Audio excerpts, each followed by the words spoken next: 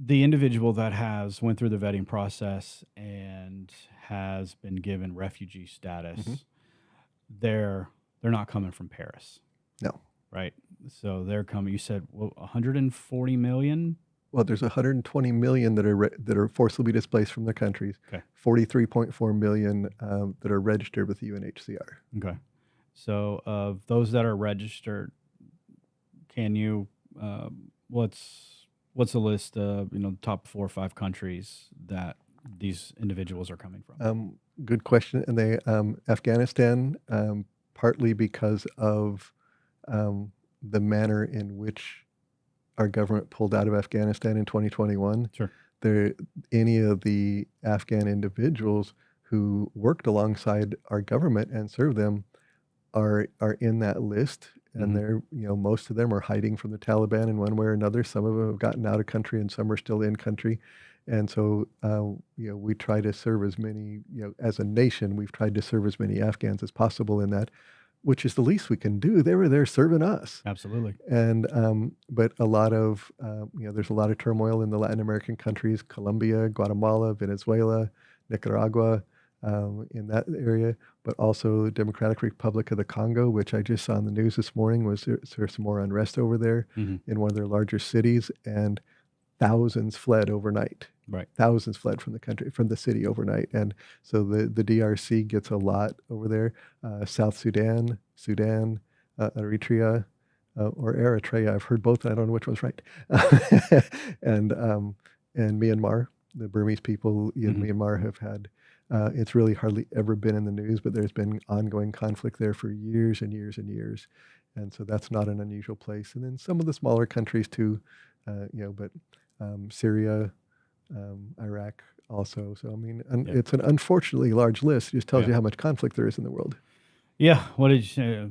58 developed nations are currently, or undeveloped nations are currently in conflict of some level. Well, we've served people from 58 different Okay, countries. 58. And so that, and that means there's turmoil in at least those In at 58 least different those countries 58. because they wouldn't have become refugees if it weren't Sure. for conflict Yeah. in there. And we have a map in the wall in our office where we have a push pin in every country that we've served somebody. And it's a twofold reminder. The first reminder is all the people we've had the privilege of serving. Hmm. The second reminder is much more sobering. It's all the places there's conflict in the world. Yeah. And that's hard. And that, so I served in Afghanistan in 2001, 2002 with the United States Marines, and just to follow what happened, with that particular conflict over the 2 decades that followed it, and then to see the withdrawal. I mean, I know, lots of guys that did full careers and were just devastated. One by like, why did we do that? That's not what we're talking about Right. today, but why were we there for so long just to leave?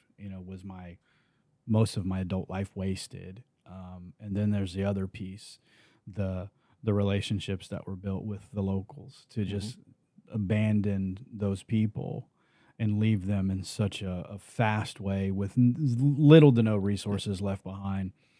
And so, me, just the way my brain works, if I'm Afghani, I don't trust Americans, Yeah. right? But they still want to come here, Yeah. and Because it's safe. because it's safe. It's because And we hope it always will be. We hope so. We hope so. And a lot of people would make the case. It's a poor case of, well, if you don't like the way things are, fix it. And this is coming from a nation where we are a free society, and most of our citizens don't even vote.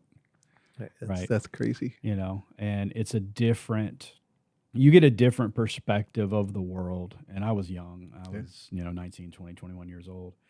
And when you see, that there is no rule of law, there's rule by the barrel of a gun.